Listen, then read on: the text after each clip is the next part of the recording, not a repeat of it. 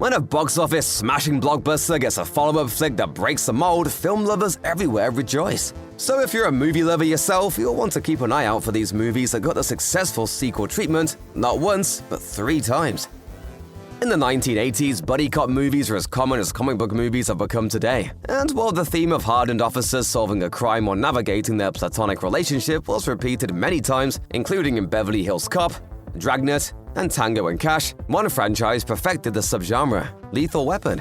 Starring Mel Gibson, Danny Glover, and their formidable on-screen chemistry, the first Lethal Weapon film, released in 1987, quickly became the quintessential buddy cop movie, featuring humor, action, A-list movie stars, and the famous line, "I'm too old for this."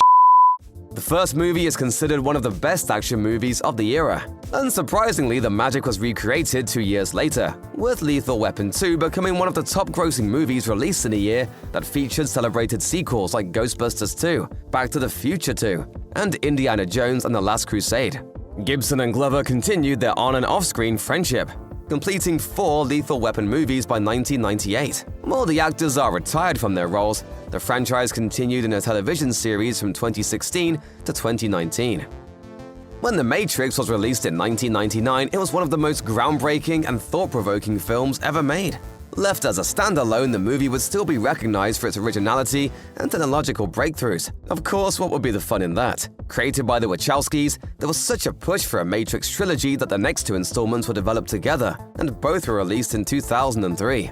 With bold concepts and a fully fleshed-out story, it seemed for the longest time that The Matrix would remain a trilogy. Lily Wachowski even referred to the idea of a 4th movie as a particularly repelling idea in an interview with the Times columnist in 2015. However, with interest from stars Keanu Reeves and Hugo Weaving, The Matrix inevitably returned in 2021.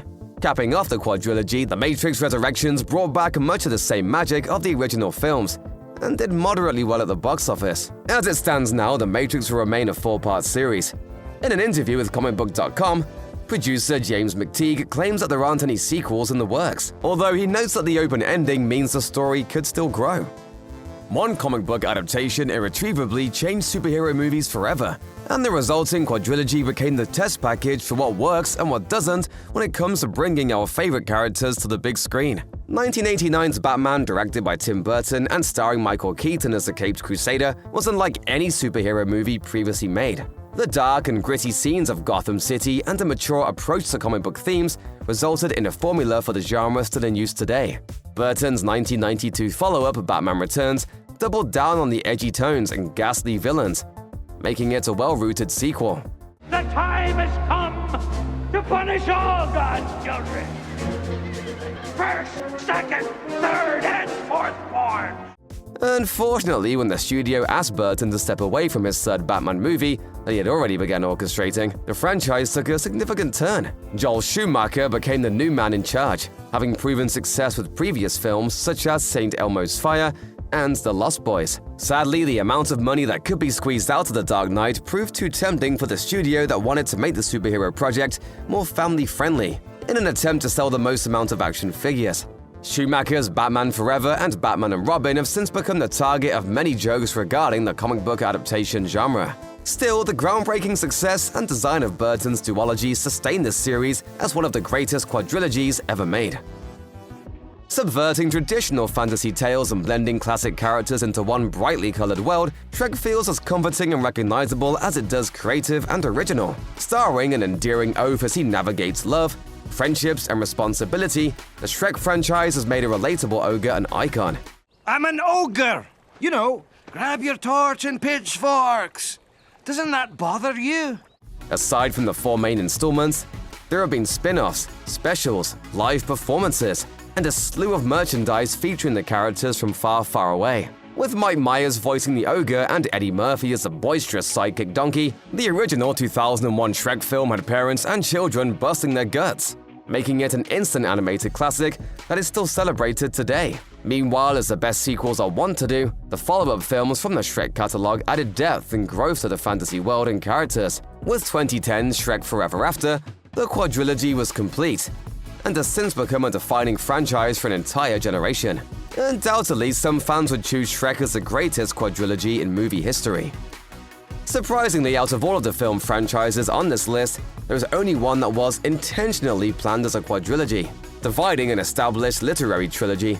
The Hunger Games movies had a solid base to develop from, making it arguably the most undiminished story told over 4 movies. Adjacently, the quadrilogy catapulted the career of star Jennifer Lawrence, who has established herself as one of America's most beloved celebrities. Packed with action, romance, and a world with clear lines dividing the rich and the poor, Hunger Games offers a high concept with deep political undertones, making it an intriguing story the whole way through. All 4 movies were released between 2012 and 2015. The collection is also one of the highest-grossing film franchises of all time. Meanwhile, The Hunger Games is set to return with a 5th movie, The Ballad of Songbirds and Snakes. However, it will not take away from the original quadrilogy since the new film is set generations before the events of the main films. Plenty of movie collections focus on heroes and champions, but rarely does a villain take center stage. However, Hannibal Lecter has become a household name, and is the main focus of a 4-part series of thrillers. It was 1991's The Silence of the Lambs, where Anthony Hopkins delivered a deranged serial killer performance that helped the film be remembered as one of the greatest movies ever made. Ultimately, it was an obvious choice to expand the lore of the antagonist by adapting author Thomas Harris's other novels. Undoubtedly, it was Hopkins' performance as a cannibalistic doctor over 3 films that sets the character apart. In an interview with Vanity Fair, the Lecter actor said, "I'm fairly normal most of the time, but I know what scares people. I knew instinctively that I should be absolutely still. All the talk about he's a monster, I thought, well, go to the opposite. Play him nice." I think I'll eat your heart. For the prequel, Hannibal Rising, the role was passed down to the late Gaspar Ulliel, who carried the torch of making the Hannibal collection one of the most bone-chilling quadrilogies you can watch.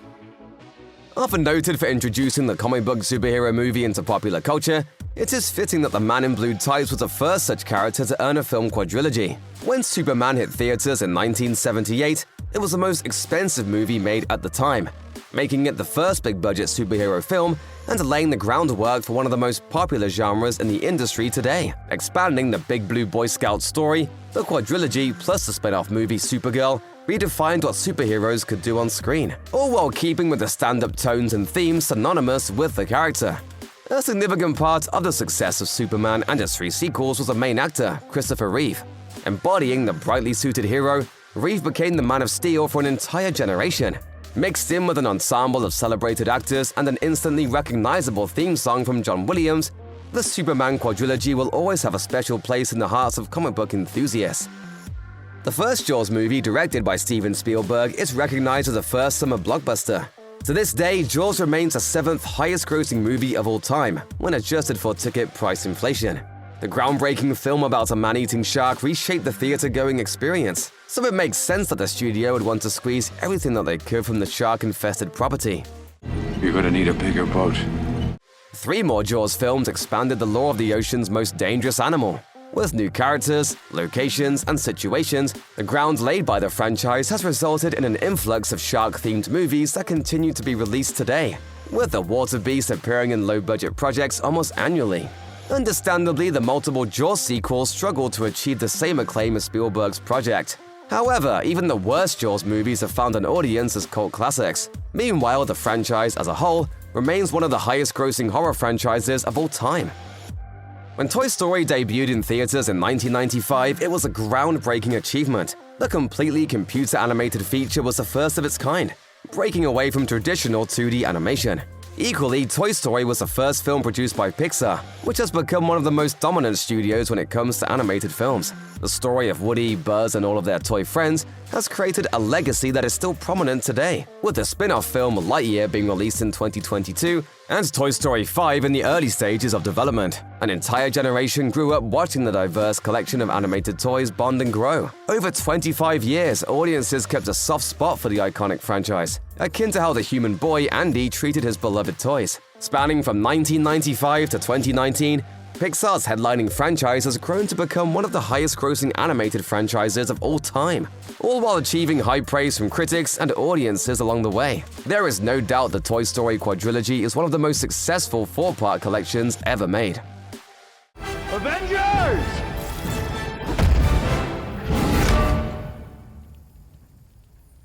Assemble.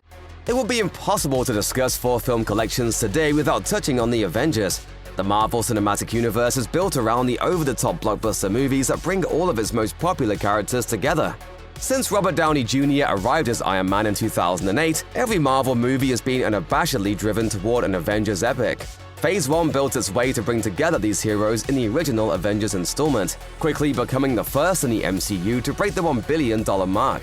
The Avengers has grown from what could now be considered a humble superhero movie in 2012. With the expansion of the Marvel Cinematic Universe and its stable of characters, fans return to the Avengers movies to see all of their favorite heroes face Earth's greatest threats. Avengers Infinity War and Avengers Endgame easily became one of the most monumental cinematic events of our generation. So while audiences patiently await new Avengers movies, the 4-part collection as it stands today is one of the most epic quadrilogies ever made. Finally, we wouldn't be talking about film quadrilogies without the Alien franchise. Used in the film collection's marketing for a 2003 box set of DVDs, Alien first used the term quadrilogy for 4 movie sets and is surprisingly the only property to do so.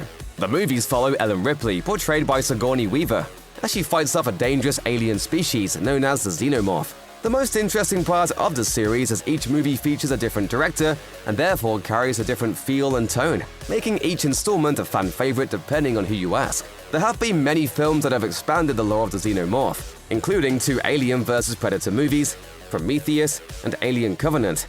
Additionally, a new Alien film is planned for 2024, but is rumored to not continue the story set in the first 4 films. From humble beginnings as a space-themed horror film, Alien has become one of the biggest franchises in the world. It is not out of the question to call Alien the greatest film quadrilogy of all time.